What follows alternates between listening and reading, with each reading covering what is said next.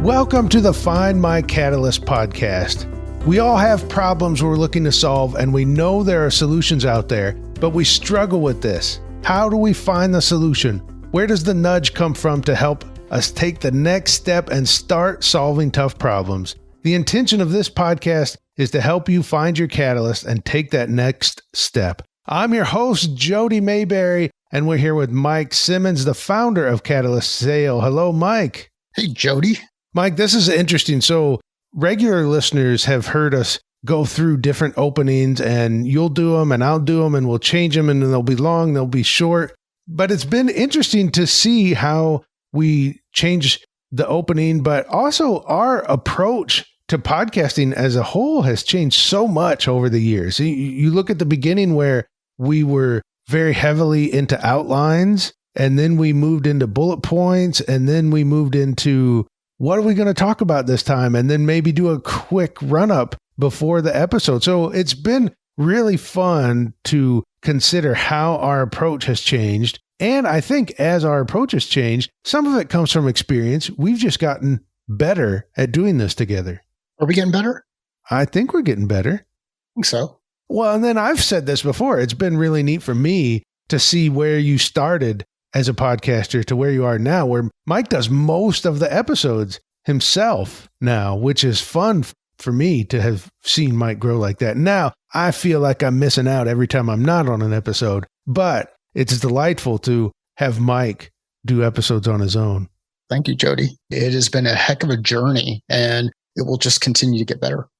Well, I mentioned the approach on how we do it has changed, that it used to be outlines, almost, I wouldn't say scripted, but it was certainly talk about this, talk about that, mention this, say this sentence. That was our approach. Now our approach is, here's our topic. Maybe here's a couple things we want to cover.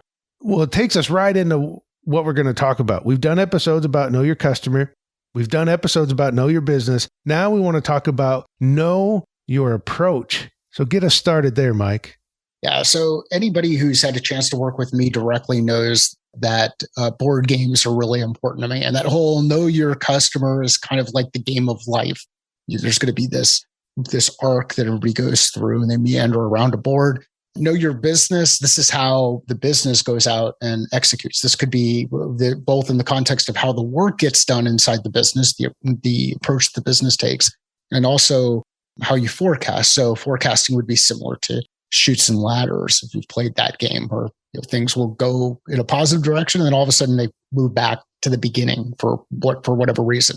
When we get into know your approach, this is more like, how do we go through and create work that's repeatable over and over and over again? What's our own internal process? And I like to think about the game Monopoly, because you just work your way around a board. You hit all four corners each time that you go around the board. You don't know how many times you're going to have to go around the board before you get to the end or before you win the game. In the context of sales, engaging with customers, the way that we actually go out and do the work at a rep level, at an individual contributor level, first part for me is identify. I want to identify who it is that I should be working with. This is both companies and then people inside those companies. So we identify the company and we identify the people inside the company. So we've got a person that we want to engage with, and engage is that next step. So I first identify, then I engage. That engagement could be in the context of an email outreach, could be a cold call. It could be meeting with them, finding a way to meet with them at a conference because I know they're speaking at that conference, and I sit in on their session and go introduce myself afterwards. But I identify people, I engage with people, I establish a quick set of objectives. What do I want to do next? Like what's my objective of the interaction? Clarify what my next steps are. What are the things that I'm going to hope that they're going to do? What are the things that I'm actually going to do? And then I'm going to call people to action and continue that looping process again. So I'm going to go back and engage, establish objectives, clarify next steps. We'll include a visual in the notes here. This is this looping process that we use relative to getting the work done at an individual rep perspective. So if you're out there listening, you're saying, well, this seems kind of strange. This isn't what I do. And I'd actually challenge you. I think in many cases, if you're effective at your work, you're doing something similar. You may have not actually labeled it. And if you label these things, you'll get yourself to a point where you can create a high level of repeatability and predictability relative to where things will go. So again, going through the stages, identify the person I want to meet with, speak with, engage. I actually have some kind of interaction, start to make that interaction work. Objective, things I want to accomplish, next steps, what's going to happen next, and then call them to action. That's the looping process that I coach and train on when it comes to a sales rep execution. If you're listening to this, you're saying, well, I'm not a sales rep. That's not the kind of work I do. I imagine that there's work that you are doing on a daily basis that helps you execute with a level of predictability. And the takeaway from this episode that I hope people walk away with is you start to document, list out, what are those things? What order do those things happen? What happens if they don't happen in that same order? What things repeat? And how can I use that to create a higher level of predictability? I know that's a lot of stuff. And Jody, I saw you taking some notes. So fire on the questions. I do that a lot. When we're talking, I take notes. One of the first things that came to mind as you describe a deliberate approach or a system or whatever you want to call it. It's very deliberate what Mike was telling us. Give us an idea, Mike, of how your work changes when you have a specific approach and you know it and you practice it versus someone who might just take it as it comes. Like everything is different. We haven't planned it out. Give us an idea of what changes once you have a specific approach. You start to operate as a professional. And I think the question you want to ask yourself, am I a professional or am I an amateur?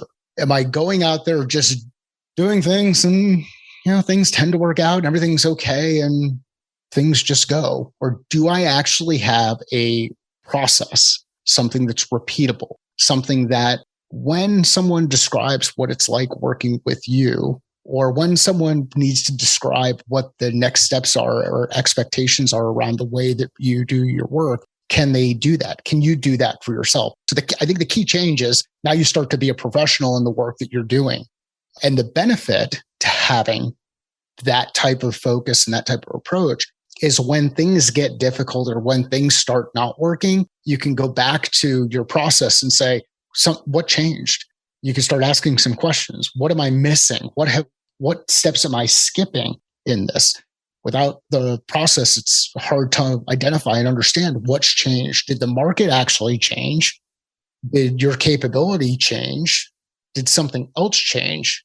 Or is it just that you're skipping steps and you've skipped a really basic step because you've never really thought about it before? So for me, that's the benefit of establishing a process that's repeatable, having a system that you can execute against when you go out and do the work that you want to get done. Here's something that comes to mind to break it down as simple as it can. In no way am I trying to knock someone that lives in my own house, but I need two examples. So I'm going to use one where I have never, now saying this, I know I always put myself in danger of a jinx of losing my keys, but I have never once lost my keys because I have a process. The same thing, the same way every time. And I always know where my keys are.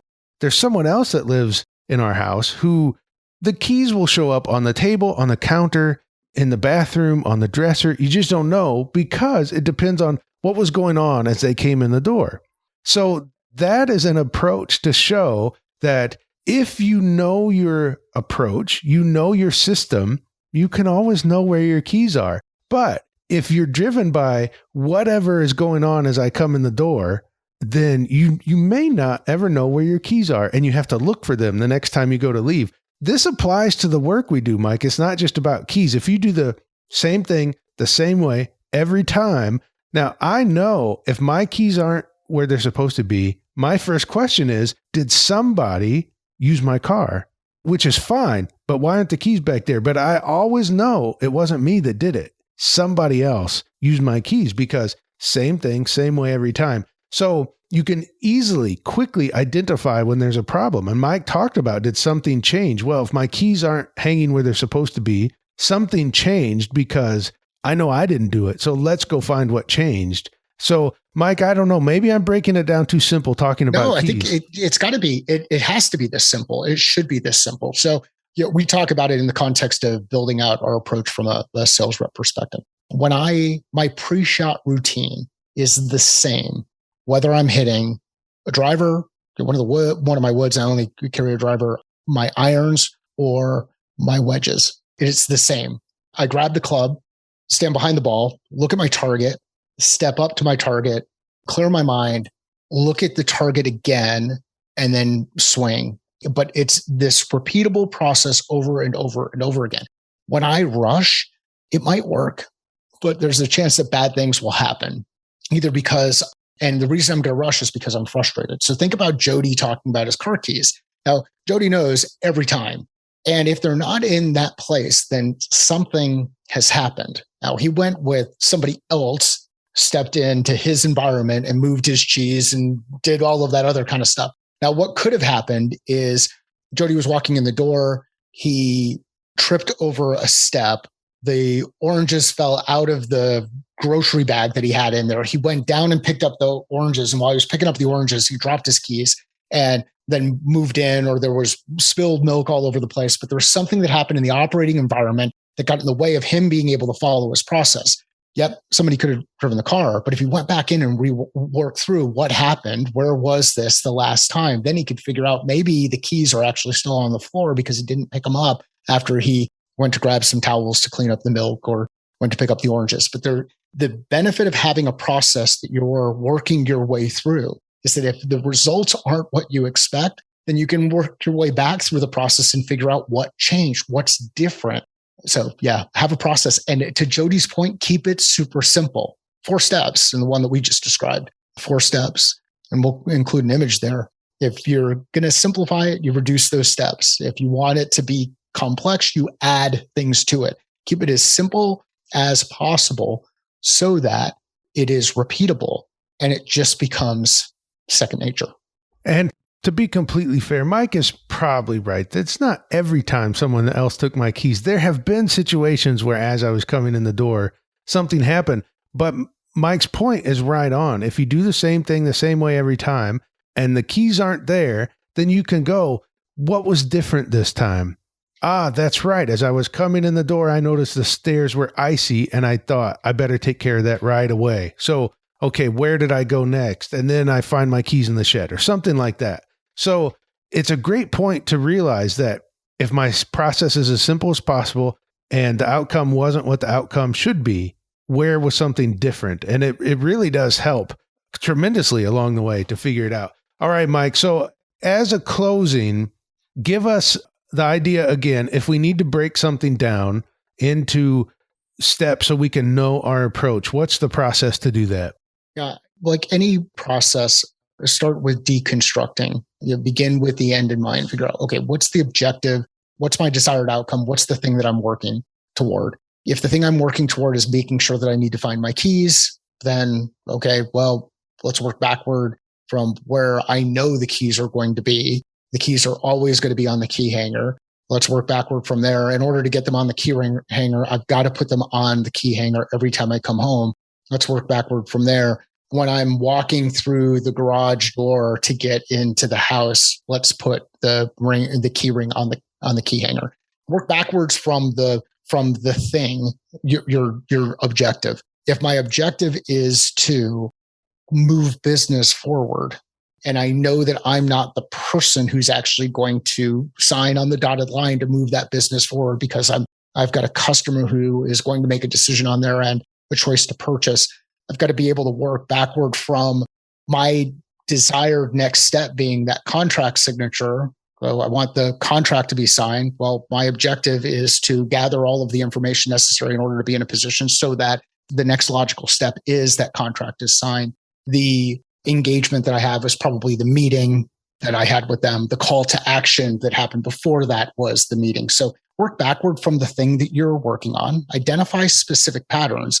And again, I'll include an image here about how I coach and train sales reps to go out and execute and build scale among teams by taking this approach, which is identify the person, engage with the person, establish objectives, clarify next steps, call people to action, which leads right back into that engage. And this is just a continuous looping process that should advance that opportunity forward.